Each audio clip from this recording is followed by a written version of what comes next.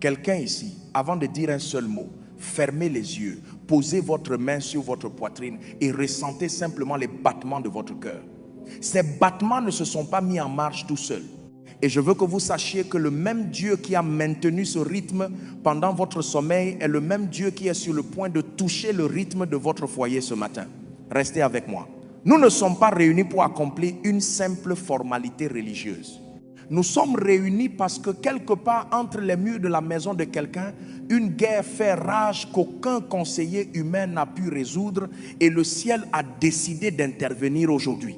Père, nous venons à toi non pas avec des paroles soigneusement préparées, mais avec des cœurs affamés. Nous ne te demandons pas d'être présent, car tu n'as jamais été absent. Nous te demandons plutôt de nous permettre de te rencontrer. Que cette rencontre ne soit pas simplement un moment où nous avons parlé de toi. Que ce soit une rencontre où le foyer de quelqu'un est véritablement touché par le feu de ton autel. Nous t'exaltons, ô Dieu, qui établit les solitaires dans des familles. Nous te magnifions, ô Dieu, qui est lui-même, toi, en parfaite unité et pourtant parfaitement un. Si la divinité peut demeurer dans une harmonie parfaite et ininterrompue, alors aucun foyer que tu as établi n'est hors de portée de cette même harmonie. Nous t'adorons ce matin. Écoutez-moi attentivement. Genèse chapitre 2 verset 24 dit: c'est pourquoi l'homme quittera son père et sa mère, s'attachera à sa femme, et ils deviendront une seule chair. Une seule chair. Pas deux entités concurrentes sous un même toit. Une seule chair. Et j'ai besoin que vous compreniez ceci. Avant même que le péché n'entre dans l'histoire humaine, avant la chute, avant la honte, avant les accusations, le dessein originel de Dieu pour le foyer était l'unité. Ce qui signifie que toute division à laquelle vous faites face dans votre foyer ne fait pas partie du dessein originel. C'est une intrusion. C'est une intrusion sur un territoire qui appartient à la paix. Sommes-nous ensemble? Et écoutez-moi bien. Dans Marc chapitre 3 verset 25, Jésus a dit: si une maison est divisée contre elle-même, cette maison ne peut subsister. Elle ne peut subsister. Il n'a pas dit elle aura des difficultés. Il n'a pas dit elle se débrouillera. Il a dit elle ne peut subsister. Cela me montre que la division n'est pas un petit désagrément que l'on peut gérer avec des paroles habiles. Elle est structurellement destructrice. Elle attaque les fondations même d'une maison. C'est pourquoi je ne suis pas venu simplement vous encourager ce matin. Je suis venu vous aider à prier une prière qui s'attaque aux fondations. Alors Père, au nom de Jésus-Christ, je parle à chaque foyer parmi ton peuple qui ploie sous le poids de la division. Je commande à cette maison, tiens-toi debout. Tiens-toi debout au nom de Jésus.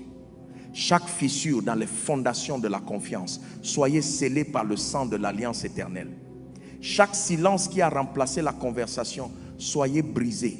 Chaque mur construit avec la douleur, une douleur que personne n'a osé nommer à haute voix, soyez renversés au puissant nom de Jésus. Restez avec moi, car je veux vous conduire vers quelque chose que beaucoup négligent. Le psaume 133 verset 1 dit: voici, ô, qu'il est agréable, qu'il est doux pour des frères de demeurer ensemble. Le verset 2 continue: c'est comme l'huile précieuse qui, répandue sur la tête, descend sur la barbe. Et le verset 3 dit: car c'est là que l'Éternel envoie la bénédiction, la vie pour l'éternité. Entendez-vous cela? Le psalmiste ne dit pas simplement que l'unité est agréable. Il dit que c'est dans l'unité que Dieu ordonne la bénédiction. Ce qui signifie que la division n'est pas seulement inconfortable. La division est la condition dans laquelle un foyer perd une bénédiction qui avait déjà été préparée. Que quelqu'un crie alléluia, parce que ce matin, nous ne faisons pas que réparer des relations, nous ouvrons une porte destinée à la bénédiction.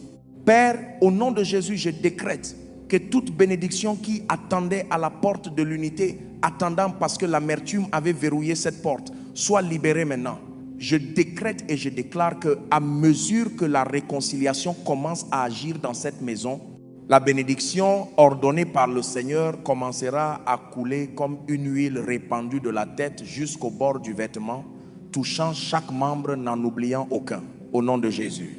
Maintenant, écoutez-moi attentivement, je veux parler de l'architecture d'un foyer divisé.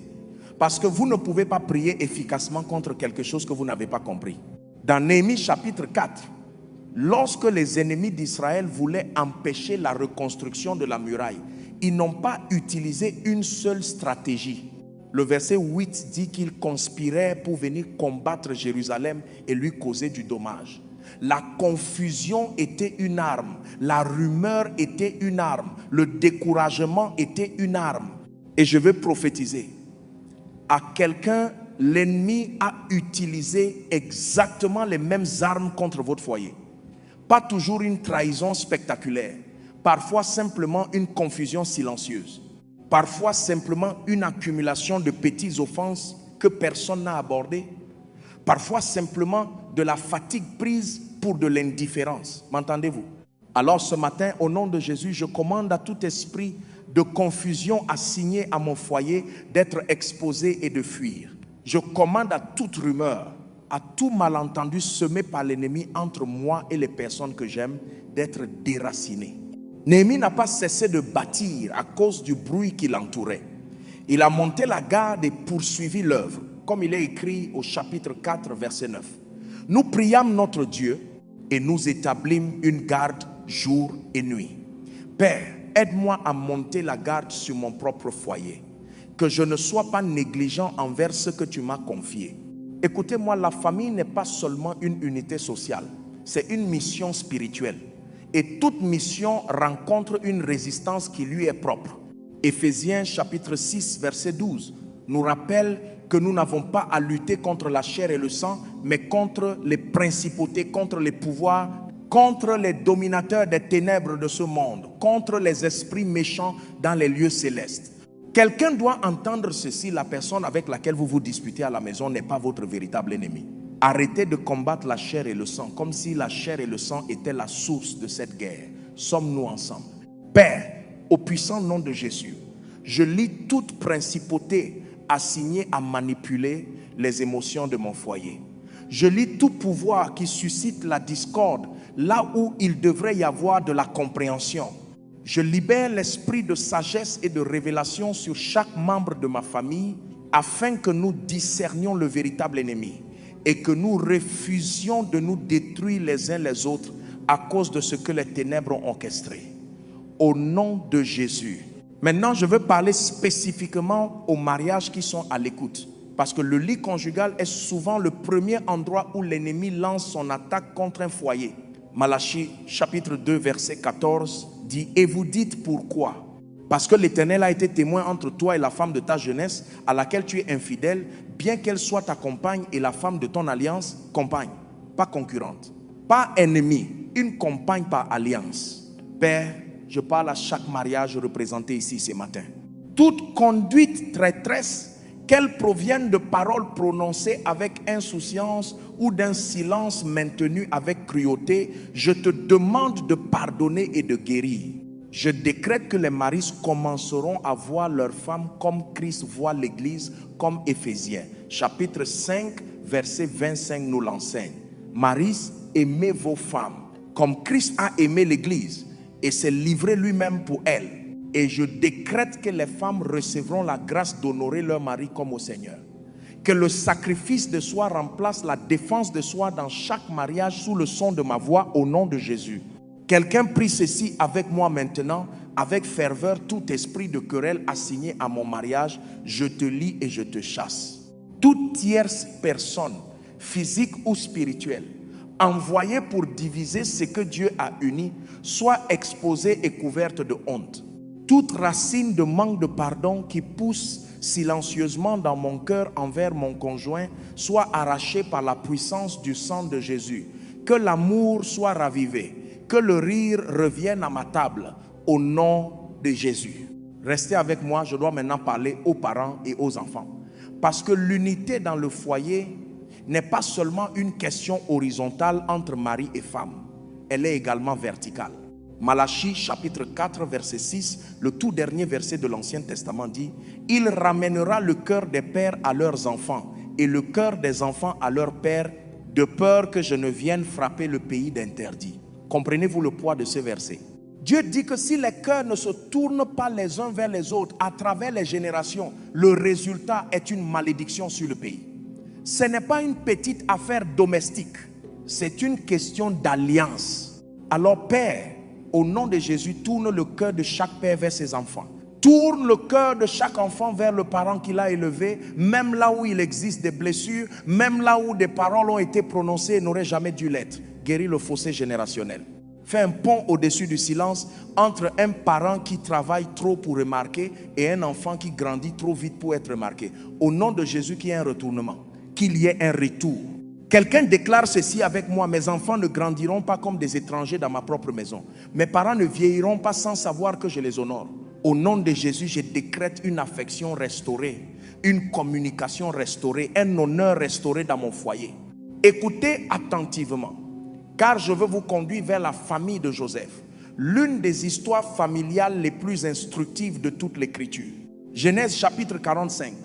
Après que Joseph se soit révélé à ses frères, les mêmes frères qui l'avaient vendu comme esclave, il dit au verset 5, maintenant ne vous affligez pas et ne soyez pas fâchés de m'avoir vendu pour me faire venir ici, car c'est pour vous sauver la vie que Dieu m'a envoyé devant vous.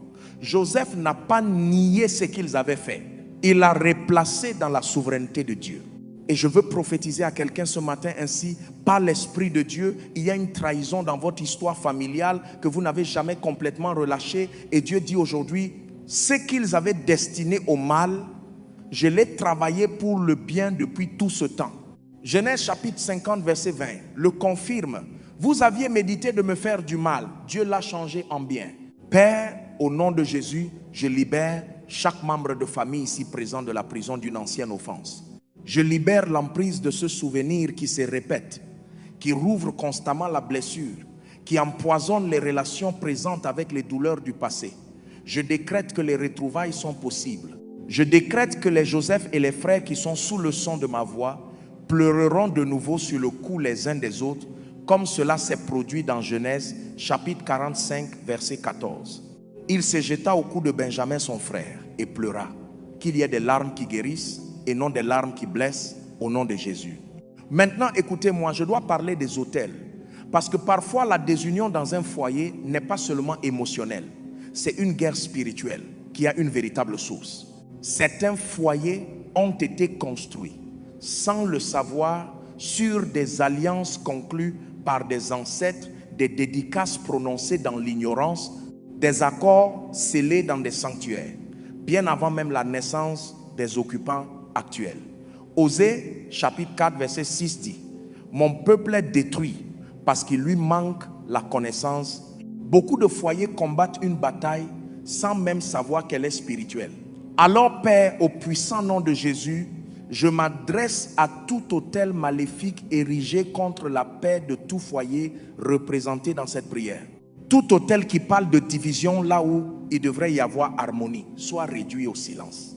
Toute alliance de querelle conclue par des ancêtres sans le consentement de la génération présente, je l'annule par le sang de Jésus. Colossiens chapitre 2 verset 14 dit que il a effacé l'acte dont les ordonnances nous condamnaient et qui subsistait contre nous, et il l'a détruit en le clouant à la croix. Père, que toute écriture qui agit contre la paix de mon foyer soit clouée à la croix et rendue définitivement nulle. Que le feu tombe sur tout autel de division. Que le feu tombe sur tout schéma ancestral de mariage brisé qui se répète. Que le feu tombe sur tout esprit de sorcellerie familiale, celui qui agit de l'intérieur, utilisant la proximité comme une arme, utilisant l'intimité comme une porte d'entrée. 1er Roi chapitre 18 verset 38 nous dit que le feu de l'Éternel tomba et il consuma l'holocauste, le bois, les pierres et la poussière, et il absorba l'eau qui était dans le fossé. Voilà un feu complet. C'est ce feu que j'appelle sur tout autel qui agit contre l'unité de votre foyer ce matin. Qu'il tombe et qu'il consume au nom de Jésus. Sommes-nous ensemble? Quelqu'un prie avec violence maintenant, tout prêtre qui officie à un autel assigné contre la paix de mon foyer soit dispersé par le feu du Saint-Esprit. Toute flèche de discorde tirée contre mon foyer par un cœur jaloux retourne à son expéditeur au nom de Jésus. Ésaïe chapitre 54 verset 17 dit: toute arme forgée contre toi sera sans effet, et toute langue qui s'élèvera en justice contre toi, tu la condamneras. Père, que toute langue de commérage, toute parole manipulatrice, toute comparaison murmurée dans le but de créer une rivalité dans mon foyer soit condamnée et réduite au silence. Restez avec moi. Car je veux maintenant parler à ceux qui portent le poids d'un foyer qui de l'extérieur semble parfaitement normal, mais qui à l'intérieur s'effondre silencieusement. Personne ne voit la froideur à table. Personne n'entend le silence après que la porte se ferme. 2 Corinthiens chapitre 4 verset 1 dit: nous sommes pressés de toute manière, mais non réduits à l'extrémité, dans la détresse, mais non dans le désespoir. Il y a quelqu'un ici qui affiche la paix en public, tout en étant intérieurement épuisé de gérer une maison qui ressemble à un champ de bataille. Le Seigneur vous voit et il ne vous demande pas de continuer à faire semblant. Il vous demande de le laisser combattre. Père, je prie pour ce parent épuisé, ce conjoint fatigué, ce pacificateur épuisé qui porte seul le poids émotionnel de tout un foyer. Exode chapitre 14 verset 14 dit: l'Éternel combattra pour vous et vous gardez le silence, Seigneur combat pour eux. Qu'ils déposent le fardeau à cet autel et le reprennent plus léger, ou mieux encore, qu'ils ne le reprennent pas du tout, parce que tu l'as pris, au nom de Jésus. Maintenant, permettez-moi de prier spécifiquement pour les enfants, parce qu'un foyer divisé produit souvent des enfants confus, et les enfants confus transportent leurs blessures dans leur propre foyer futur si personne ne brise le cycle.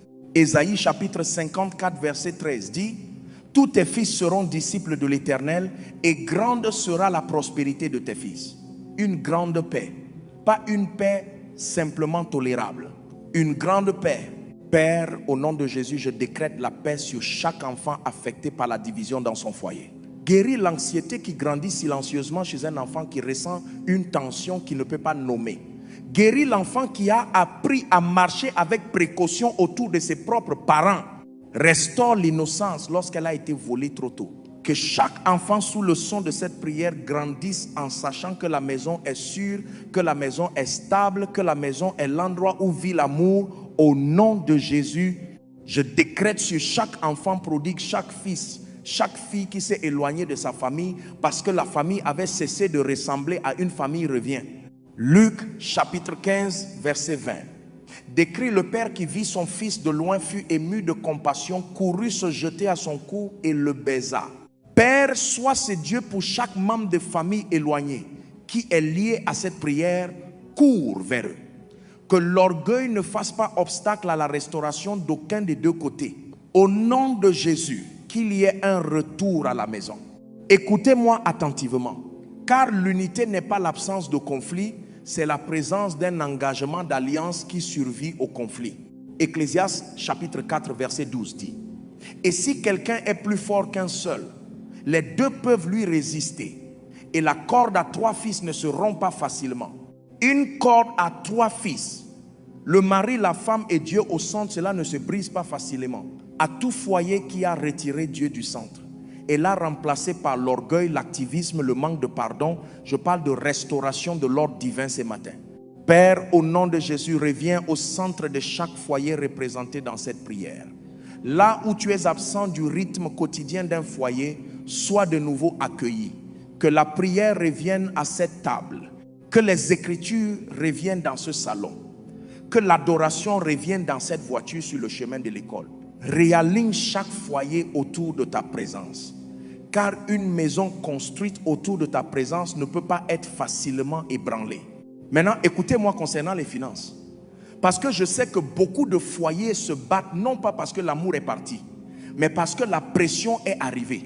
Et la pression révèle ce qui était déjà fragile. Proverbe chapitre 15 verset 17 dit: mieux vaut de l'herbe pour nourriture, là où règne l'amour, qu'un bœuf engraissé si la haine est là. Cela signifie que l'amour peut survivre au manque, mais que le manque sous pression peut exposer une amertume non résolue. Nous devons donc prier pour la provision, non pas parce que la provision seule répare l'unité, mais parce que la provision retire une arme majeure que l'ennemi utilise pour multiplier le stress dans les foyers. Père, au nom de Jésus, je décrète la provision sur chaque foyer représenté ici. Deutéronome chapitre 8 verset 18 dit: souviens-toi de l'Éternel ton Dieu, car c'est lui qui te donnera de la force pour acquérir des richesses. donne la capacité d'acquérir des richesses à chaque soutien de famille qui lutte sous le poids financier. Qu'il y ait de l'augmentation, qu'il y ait de la faveur sur le lieu de travail, que chaque parent sans emploi lié à cette prière reçoive des portes ouvertes en cette saison. Que chaque entreprise qui lutte pour maintenir une famille à flot reçoive un retournement divin. Retire la pression qui empoisonne silencieusement la paix à la maison, au nom de Jésus. Je prie également pour l'éducation. Pour chaque enfant, chaque jeune sous le son de cette prière qui est encore à l'école, qui poursuit encore la connaissance. Daniel chapitre 1 verset 17 dit: Dieu accorda à ces 4 jeunes gens de la science, de l'intelligence dans toutes les lettres et de la sagesse. Père, donne cette même grâce à chaque étudiant de ces foyers, qu'il y ait une grande acuité d'esprit, qu'il y ait d'excellents résultats, qu'aucun enfant ne soit laissé en arrière sur le plan académique parce que l'atmosphère à la maison était trop lourde pour lui permettre de se concentrer. Alors que nous restaurons la paix dans le foyer, restaure également la concentration dans la salle de classe, au nom de Jésus. Prions maintenant pour la santé, car un foyer divisé est souvent aussi un foyer malade, parce que les conflits non résolus s'inscrivent dans le corps. Proverbe chapitre 17, verset 22 dit: un cœur joyeux est un bon remède, mais un esprit abattu dessèche les os. Un esprit brisé, des os desséchés. Voyez-vous le lien que les Écritures établissent entre les blessures émotionnelles et le déclin physique? Père, au nom de Jésus, je parle de guérison à chaque corps qui porte les conséquences physiques de la guerre émotionnelle à la maison. Chaque mal de tête causé par le stress, chaque hypertension due à une colère refoulée, chaque insomnie causée par des nuits anxieuses, passez à côté de quelqu'un dont vous vous sentez éloigné. Je commande la guérison maintenant. Que le cœur joyeux revienne et commence son œuvre médicinale dans chaque corps fatigué, au nom de Jésus. Je parle également à ceux qui luttent contre la maladie au sein de leur famille, parce que la maladie elle-même peut unir ou diviser un foyer selon la manière dont elle est vécue. Père, que chaque famille qui traverse actuellement une crise de santé trouve une unité inattendue au milieu de cette épreuve plutôt qu'une fracture supplémentaire. Que la crise devienne précisément ce qui rapproche de nouveau les cœurs plutôt que ce qui finit par les séparer. Au nom de Jésus, transforme ce que l'ennemi voulait utiliser pour disperser en ce que Dieu utilise pour rassembler. Maintenant, écoutez-moi au sujet des amitiés. Parce que la famille n'est pas seulement définie par le sang. Les amis que nous laissons s'approcher de nos foyers façonnent l'atmosphère de nos maisons. 1 Corinthiens chapitre 15 verset 33 nous avertit: ne vous y trompez pas, les mauvaises compagnies corrompent les bonnes mœurs. Certains conflits dans certains foyers n'ont pas pris naissance à l'intérieur du foyer. Ils sont entrés par l'intermédiaire d'une amitié qui portait un mauvais esprit. Père, au nom de Jésus, expose toute amitié qui alimente silencieusement la division dans mon foyer. Retire toute voix qui tire profit de la désunion de ma famille. Et Père, envoie des amis d'alliance comme tu as envoyé Jonathan auprès de David. 1 Samuel chapitre 23 verset 16 dit que Jonathan alla trouver David et fortifia sa confiance en Dieu. Envoie des amis qui fortifient mon foyer en Dieu plutôt que des amis qui exploitent ses faiblesses. Au nom de Jésus, restez avec moi, car je veux maintenant prophétiser spécifiquement. Ainsi, par l'Esprit de Dieu, il y a un foyer sous le son de ma voix qui est au bord d'une décision finale et irréversible. Une décision de partir. Une décision d'abandonner des années d'investissement parce que la douleur est devenue insupportable. Le Seigneur dit: ne signez pas encore cette décision. Ne finalisez pas ce qui ne m'a pas encore été entièrement soumis. Donnez-moi encore une saison avant d'abandonner ce que je peux encore restaurer. Recevez cette parole au nom de Jésus. Et il y en a un autre, quelqu'un qui a été le pacificateur de sa famille pendant si longtemps qu'il a développé silencieusement du ressentiment d'être toujours celui qui fait le premier pas, toujours celui qui s'excuse pour maintenir la paix même lorsqu'il n'avait pas tort. Le Seigneur dit: je vois le poids que tu as porté en silence. Je vais susciter du soutien autour de toi. Tu ne porteras plus cette famille seule. Reçois la force au nom de Jésus. Quelqu'un, levez-vous là où vous êtes et déclarez avec moi: je décrète et je déclare que ma maison subsistera et ne tombera pas. Je décrète et je déclare que tout esprit de division assigné à ma famille est vaincu par l'œuvre achevée de la croix. Par la puissance du sang de Jésus, je commande à la paix de revenir à ma table, dans les conversations de ma chambre, dans mes réunions de famille. Que le feu tombe sur tout autel de discorde. Que le feu tombe sur tout schéma ancestral de foyer brisé. Que le feu tombe sur tout esprit d'orgueil qui refuse d'être le premier à dire pardon. Je décrète la restauration de la communication là où il y avait le silence. Je décrète la restauration de l'intimité là où il y avait la distance. Je décrète la restauration de la confiance là où il y avait eu trahison. Au puissant nom de Jésus. Maintenant, appelons les anges de Dieu dans cette situation. Car Hébreux chapitre 1 verset 14 dit: ne sont-ils pas tous des esprits au service de Dieu, envoyés pour exercer un ministère en faveur de ceux qui doivent hériter du salut? Père, envoie des anges dans chaque foyer représenté dans cette prière. Envoie des anges garder les portes des maisons où les disputes sont devenues fréquentes. Envoie des anges se tenir entre les membres d'une famille au moment précédant une parole blessante, afin que la sagesse arrive avant le regret. Le psaume 34 verset 8 dit: l'ange de l'Éternel campe autour de ceux qui le craignent et il les arrache au danger. Campe, Seigneur, autour de chaque foyer ici. Délivre chaque maison de la prochaine attaque planifiée par l'ennemi avant même qu'elle n'arrive. M'entendez-vous? Certains d'entre vous combattent dans leur foyer une bataille qui n'a jamais été destinée à être combattue par vos propres forces. Ce matin, remettez-la à Dieu. Arrêtez d'essayer de réparer par votre seule volonté ce que seul le sang de Jésus peut guérir. 1 Pierre chapitre 5 verset 7 dit: déchargez-vous sur lui de tous vos soucis, car lui-même prend soin de vous. Déchargez sur lui le souci de votre mariage. Déchargez sur lui le souci de vos enfants. Déchargez sur lui le souci de vos parents âgés. Il prend soin de vous. Prions maintenant pour le pardon, parce que l'unité ne peut pas être construite sur une offense qui n'a pas été traitée. Marc chapitre 11 verset 25 dit: et lorsque vous êtes debout faisant votre prière, si vous avez quelque chose contre quelqu'un, pardonnez.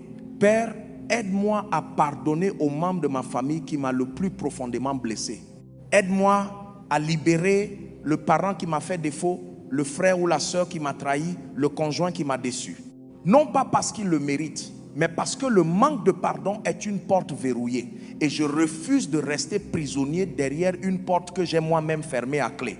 Au nom de Jésus, je libère maintenant le pardon. Et Père, là où j'ai été celui qui a offensé, là où mes propres paroles, ma propre froideur, mon propre orgueil ont contribué à la division de mon foyer, donne-moi le courage de dire pardon. Donne-moi une humilité qui dépasse mon ego. Jacques chapitre 5 verset 16 dit: confessez donc vos péchés les uns aux autres et priez les uns pour les autres afin que vous soyez guéris. Qu'il y ait une guérison qui commence par une confession honnête dans mon propre foyer au nom de Jésus. Quelqu'un prie ceci avec audace: Père, je refuse d'être la raison pour laquelle mon foyer reste divisé. Je choisis d'être celui qui initie la paix, même si je ne suis pas celui qui a commencé le conflit. Je choisis d'aimer au-delà de ce que je ressens, parce que l'amour, comme le décrit 1 Corinthiens chapitre 13 verset 4 à 7, est patient, il est plein de bonté, il n'est pas envieux, il ne s'irrite pas facilement, il supporte tout, croit tout, espère tout, endure tout. Seigneur, que ce genre d'amour soit ressuscité dans mon foyer. Sommes-nous ensemble? Permettez-moi maintenant de prier sur l'atmosphère elle-même, car parfois le problème n'est pas une personne en particulier, mais l'atmosphère accumulée d'une maison qui a absorbé trop de tensions pendant trop d'années. Deuxième Chronique chapitre 5 verset 14 dit que les sacrificateurs ne pouvaient pas y rester pour faire le service à cause de la nuée, car la gloire de l'Éternel remplissait la maison de Dieu. Je demande, Père, que la gloire de Dieu remplisse chaque maison physique représentée dans cette prière avec une telle intensité que l'atmosphère de conflit ne puisse plus subsister en sa présence. Que ta gloire remplace la tension, que ta présence remplace le silence. Au nom de Jésus, je décrète que les murs même de chaque foyer troublé commenceront à porter une atmosphère différente. Ce qui autrefois entrait comme de la froideur entrera désormais et rencontrera une chaleur qu'il ne pourra pas expliquer. Ce qui autrefois déclenchait une dispute rencontrera désormais une patience inattendue. Que le Saint-Esprit plane sur chaque foyer ici comme il planait sur les eaux dans Genèse chapitre 1 verset 2, apportant l'ordre au milieu du chaos, la forme là où il y avait le vide. Que l'ordre revienne, que la paix prenne forme là où la confusion régnait autrefois. Maintenant, écoutez-moi parler de destinée. Parce qu'un foyer ne concerne pas seulement le présent. Il est la rampe de lancement vers l'avenir de chaque enfant qui y est élevé. Le psaume 127, verset 3 à 5, décrit les enfants comme un héritage de l'Éternel et dit « Heureux l'homme qui en a rempli son carquois ». Ce qui naît dans un foyer paisible et uni porte une destinée différente de ce qui naît dans un foyer chaotique. Alors Père, au nom de Jésus, je décrète que l'atmosphère que nous restaurons aujourd'hui façonnera des générations. Je décrète qu'un enfant élevé dans cette paix, nouvellement restauré, ne portera pas les blessures de la division dans son propre futur foyer. Je décrète que le cycle s'arrête ici. Ce qui a été brisé dans la génération de mes parents ne continuera pas dans la génération de mes enfants. Au nom de Jésus, la chaîne s'arrête avec moi et la guérison commence avec moi. Prions maintenant pour ceux qui pensent qu'il est trop tard, ceux dont les foyers se sont déjà brisés au-delà de ce qu'ils croient pouvoir être réparés, un divorce déjà prononcé, une relation déjà rompue, une famille déjà dispersée entre différentes villes et dans le silence. Joël chapitre 2 verset 25 dit « Je vous restituerai les années qu'ont dévoré les sauterelles ». La restauration est encore possible même après une perte, même après ce qui semble définitif. Dieu est spécialisé dans ce qui semble définitif. Père, pour chaque foyer qui s'est déjà brisé, je ne prie pas nécessairement pour une réunion dans tous les cas, car certaines situations nécessitent de la sagesse et non du sentimentalisme, mais je prie pour la guérison. Je prie pour que même dans la séparation, l'amertume n'ait pas le dernier mot. Je prie pour que les relations de coparentalité soient marquées par la grâce plutôt que par la guerre. Je prie pour que les enfants pris entre deux foyers se sentent aimés par les deux et non utilisés comme des armes par l'un ou l'autre. Au nom de Jésus, que la paix soit possible même là où les retrouvailles ne le sont pas. Quelqu'un déclare avec moi, je ne laisserai pas l'amertume définir ce qui reste de mes relations familiales. Je choisis la grâce même dans la perte. Je choisis la paix même dans la complexité. Au nom de Jésus. Maintenant, permettez-moi de parler brièvement du faux semblant de l'ennemi. Parce que l'ennemi n'attaque pas seulement directement l'unité. Il offre aussi une fausse paix. Une paix qui n'est en réalité que de l'évitement. 1 Thessaloniciens chapitre 5 verset 3 avertit. Quand les hommes diront paix et sûreté, alors une ruine soudaine les surprendra. Certains foyers ne sont pas divisés au sens d'un conflit ouvert. Ils sont divisés par une distance silencieuse déguisée en maturité. Tout le monde a simplement cessé d'essayer. Père, expose la fausse paix dans mon foyer. Expose cette paix qui n'est en réalité que de l'épuisement portant un visage calme. Donne-moi le courage de poursuivre une véritable réconciliation plutôt que de me contenter d'une distance confortable. Au nom de Jésus, que la vraie paix et non une paix contrefaite établisse sa demeure dans mon foyer. Sommes-nous ensemble? Permettez-moi maintenant de prier une dernière vague de combat spirituel avant de commencer à sceller cette prière. Tout esprit de divorce assigné à tout mariage sous le son de ma voix, je te lie et je te chasse au nom de Jésus. Tout esprit de rébellion assigné à un enfant soit brisé. Tout esprit de favoritisme qui a secrètement engendré la jalousie entre frères et sœurs soit exposé et déraciné. Tout schéma générationnel de père absent soit terminé dans cette génération. Tout schéma générationnel de mère surchargée et sans soutien soit terminé dans cette génération. Au puissant nom de Jésus-Christ de Nazareth, je décrète que le cycle est brisé définitivement, complètement maintenant. Que toute flèche tirée contre un mariage par une relation passée jalouse retourne à son expéditeur. Que toute flèche tirée contre une relation parrain-enfant à cause de l'amertume d'une génération précédente retourne à son expéditeur. Que toute parole mauvaise prononcée contre un foyer par un membre de famille en colère, récemment ou il y a des années, soit annulée par le sang de Jésus. Je décrète que la parole de Dieu concernant l'unité de mon foyer l'emportera et prévaudra sur toute parole négative jamais prononcée contre lui. Maintenant, avant de conclure, je veux prier une bénédiction sur les moments ordinaires, insignifiants et inaperçus de la vie familiale, parce que l'unité ne se reconstruit pas seulement par des percées spectaculaires. Elle se reconstruit par une petite fidélité quotidienne. Zacharie chapitre 4 verset 10 dit: car ceux qui méprisent le jour des faibles commencements se réjouiront. Père, bénis les petites conversations, bénis les repas partagés, bénis les routines tranquilles du coucher, bénis les dimanches matins, les trajets scolaires, les appels téléphoniques qui ne disent rien d'important, mais disent tout simplement beaucoup par le simple fait d'avoir lieu. Que mon foyer n'attende pas une crise pour se rapprocher. Que la proximité devienne notre rythme normal au nom de Jésus. Sommes-nous ensemble? Permettez-moi maintenant de prier pour ceux qui regardent ou écoutent et qui ont l'impression de n'avoir absolument aucun foyer où retourner, ceux qui sont éloignés de tous leurs proches. Ceux qui ont grandi dans des maisons si brisées qu'ils n'ont jamais appris à quoi ressemble l'unité. Le psaume 68 verset 7 dit: Dieu donne une famille à ceux qui étaient abandonnés. Père, pour celui qui n'a aucune famille terrestre avec laquelle se réconcilier, soit sa famille. Entoure-le de relations d'alliance qui fonctionnent comme un foyer. Que l'église devienne la famille dont il a été privé. Au nom de Jésus, que personne sous le son de cette prière ne demeure sans sentiment d'appartenance. Maintenant, écoutez-moi alors que nous commençons à tirer cette prière vers sa conclusion. Romains chapitre 12 verset 18 dit: s'il est possible, autant que cela dépend de vous, soyez en paix avec tous les hommes.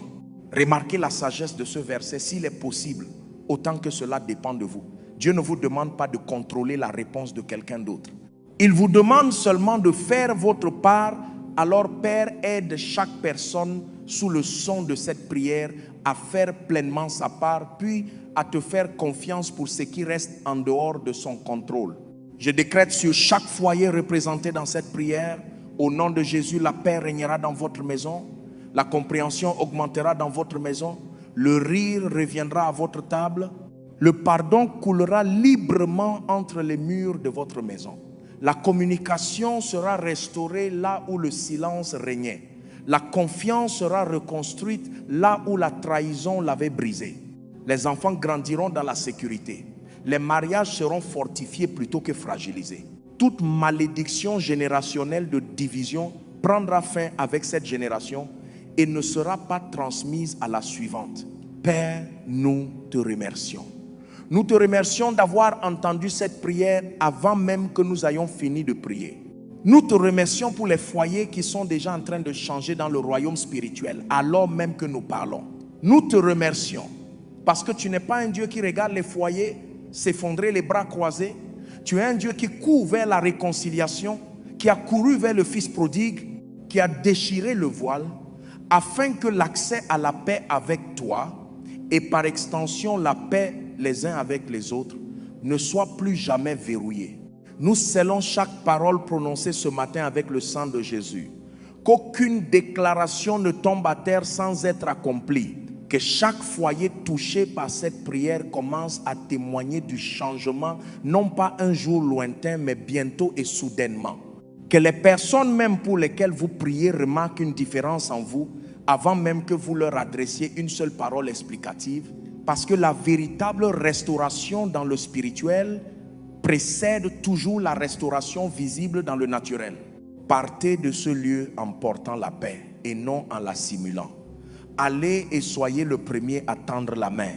Allez et soyez le premier à pardonner. Allez et soyez celui qui choisit l'amour même lorsque l'amour est difficile. Parce que c'est précisément ce qui a été fait pour vous à la croix. Merci Père pour ce foyer, cette famille de foi et chaque famille biologique qui est liée. Merci de restaurer ce que l'ennemi avait essayé de diviser définitivement. À toi seul soit toute la gloire, tout l'honneur et toute la domination, maintenant et pour toujours. Au puissant nom de Jésus, nous avons prié. Amen et Amen. Et encore une fois, que toute la maison dise Amen.